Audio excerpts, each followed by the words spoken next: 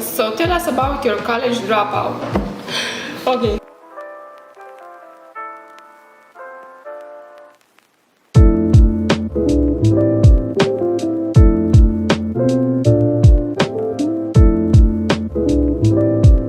Hello everyone, this is my first vlog on YouTube. I want to start this channel and post a lot of good stuff about Forex, about trading, about psychology, and also maybe do some daily vlogs. So if you don't already follow me on Instagram, you can find it in the description box, and let's jump directly to the Q&A because this is what I'm doing today. Okay, so starting off with the first question, let's choose something from here. How much time do you spend per day in front of the charts? Well, it depends. Most of the times I am kind of more focused in the middle of the week, and especially when there's more volume in the market, because I learned it in the hard way that you don't have to look at the charts every goddamn minute, because this will lead you to take bad trades. So my advice for you, from what I saw, is that you can set the zones that you want to follow, and after that just to set alerts. So my answer to this question would be like about 2 to 3 hours, something like that. Do you trade sections? I think you wanted to say sessions, and no, I really don't trade it. For example, this would be a very good time for me to trade on Asia session, but I don't really enjoy it. I prefer more London and New York.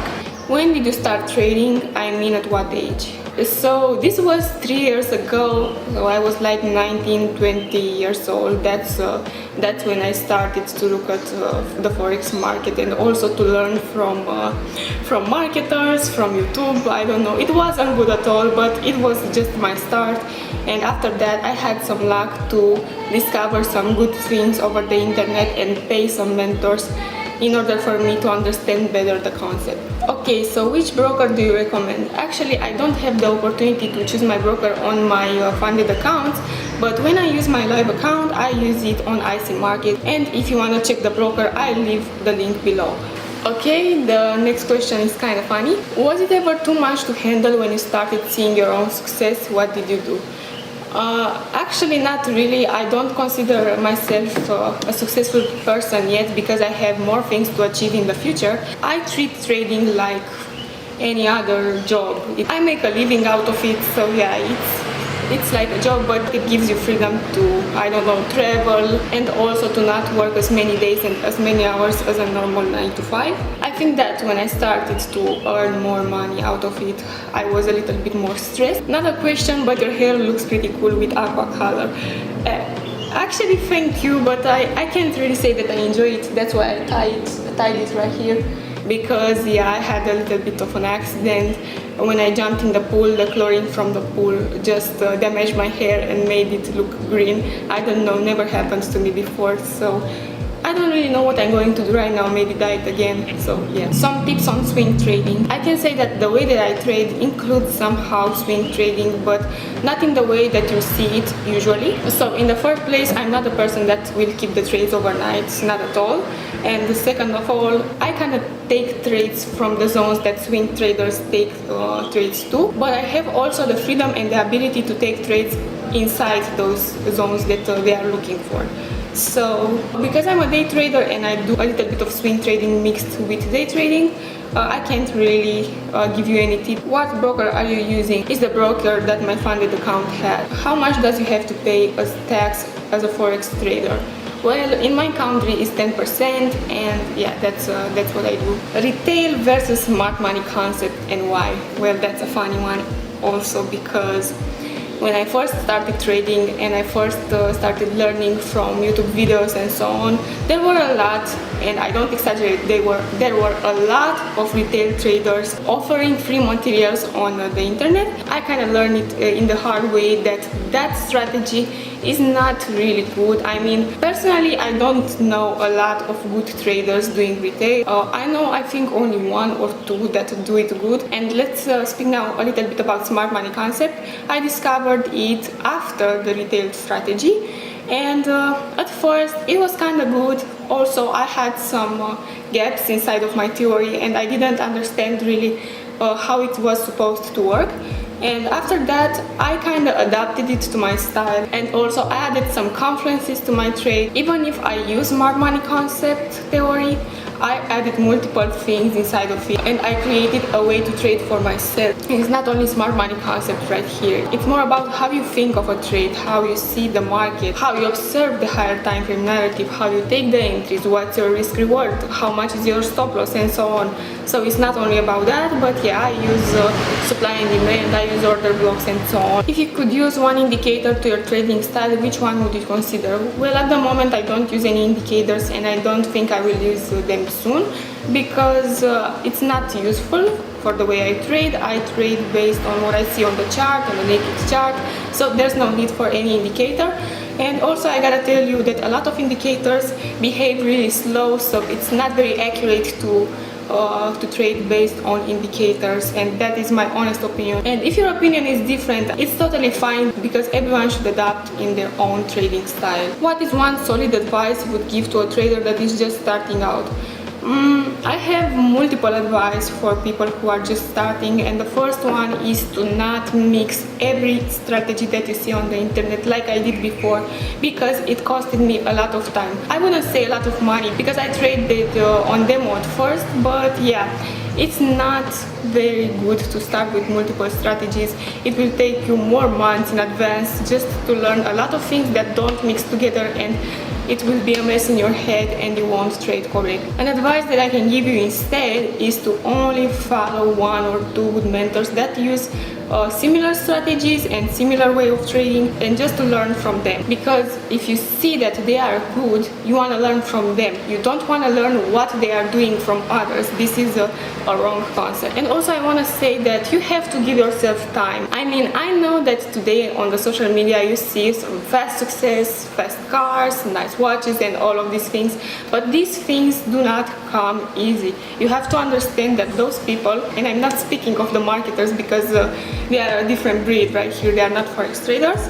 Those people worked a lot in order to achieve the things that they gained, so it's not your point of reference. So you have to learn from someone who is a little bit above you, and when you reach to that level, jump to the next level and learn also from someone a little bit above you until you reach to the top of the stair, because in this way everything will be easier and clearer. Of course, at first you have to know your goal, but you have to do easy steps. How long did you keep losing trades before becoming profitable? Well, as I said before, it took me a while, and really when I say a while, it took me forever. Like, it took me 1 year just to adapt to my trading style and gain some profits, because at first, as I said to you before, I started learning retail, and after that I started with smart money concepts, and then I mixed things, and after a long period of time I started to understand the way I trade and why at that point I become profitable. Oh my god, it's so exhausting to make a vlog. I mean, you have to shout a little bit. By the way guys, I'm new in this kind of things, so I didn't make vlogs before. And actually, if you want to see more from me, you can subscribe, you can activate the notification,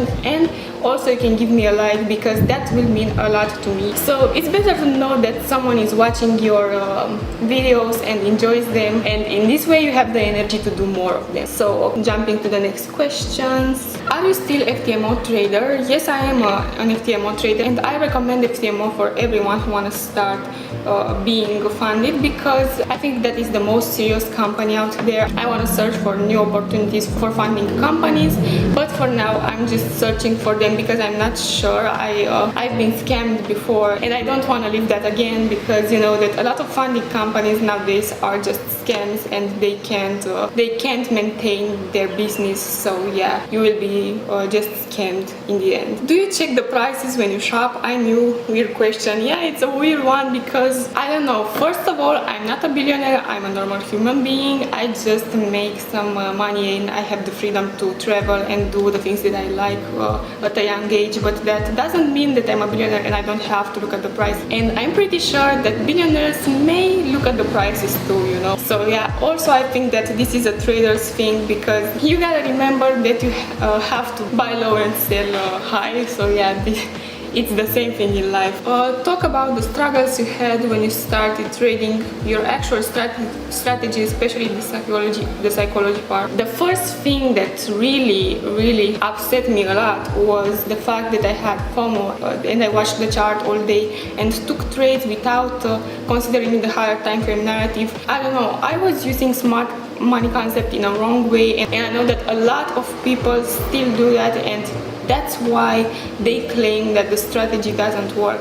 It's just the fact that you're using it wrong, nothing more. The strategy works amazingly, and I don't know, the risk rewards from it are beautiful. But you gotta use this one, and also to just trade from important zones and not from every goddamn zone that you see on the chart, like from every demand and every supply, because this is not the way to use smart money concept. So yeah, first of all, I had FOMO, and after that I was being impatient with the chart. I waited a lot for a position over day, and then when it almost got there, I just got bored of watching my laptop and just did everything else instead, like going out or something like that. And of course I didn't catch any good trade. Also, another thing that I did a long time ago was to abuse a position, like how to say that correctly. I entered the trade in a certain zone, and when I saw that it didn't work, I was like, okay, it went a little bit above, let's try another entry, because why not?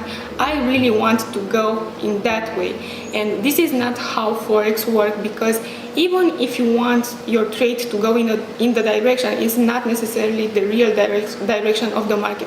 It's just the way that you see the trade working, and it doesn't mean that you're right. You gotta adapt to the market. And when you see that a zone doesn't work out as you expected, you just let that zone out and never touch it again, because it won't work. If it didn't work the first time, the second time, the third time, do not force things. Trade copier that you suggest, I do not use any trade copiers, sorry guys. So tell us about your college dropout. Okay, where should I start? Because some people consider this a bad thing and some consider this a good thing. So first of all, if you follow me on Instagram, you already know that I'm a college dropout, and I decided it this year because I don't know if you know, but the pandemic stopped and everything came back to normal. So this means that the last 2 years I had enough time to just stay online on the courses and do my thing, and also watch the trades on my charts and do other things with my time in order to gain money, in order to make profits and so on. But when I had to go physically to the university, I realized while standing there for like 1 day that I was just losing time, and in that exact same day that I spent in the university, I lost a lot of money just standing there, because I had some opportunities in the market, I had other things to do and so on. And after that, it was like a discovery. Like, I was shocked when I realized that the university won't give me a better future, won't give me a safer future, and I knew that I won't ever try to work for somebody else. Of course, I worked before for somebody else as a PR and in marketing, but it was for a short period of time and just to gain experience in some domains, but that was just it. I'm not into this type of thinking. And when you start going to the university, I don't know what it's like in your country, but in my country, you have to think of it first, like, will it help me in the future? Will I make money out of it? Will I make a living out of it? Or will I just lose some time like I was losing when I was a teenager? Because this is what I felt about my university. It was full of lessons that I already knew. It was full of things that were irrelevant for me, and I realized that I didn't want to continue it. And first of all, you gotta know that I was like a good student. I entered the university on the 6th spot or something like that, and also I had always good grades, because those things that were taught in the university for me were almost too easy, and I didn't enjoy learning things that were like outdated. I don't know. So I can't say that every university in this entire world is bad, because it's not. I'm completely sure that out there in the market are a lot of good universities that teach you good stuff, and after that you can have a good career and so on. But mine, it was engineering and entrepreneurship, and I realized that my diploma won't help me at all in the future. When you choose the university like I did when I was 19 years old, like right now I'm 23, you don't really have the brain and the capacity to understand what you want to do in life in the future and what's your path. So my advice for you is just to do as you feel. If you consider that a university is good for you and your diploma will help you in the future, go for it and finish it. But if you don't feel like it's necessarily, especially for the domain that you're interested in, just don't do it because it's a waste of time, because most of the times you won't gain good information. So yeah guys, that was my first vlog. I hope that you enjoyed it. I am 100% sure that I will do more vlogs in the future. So that's why only if you like my content, go for the subscribe button and also the like button, and see you next time. Also you can follow me on Instagram to see some trade ideas, what I do every day and things like that, because I post a lot.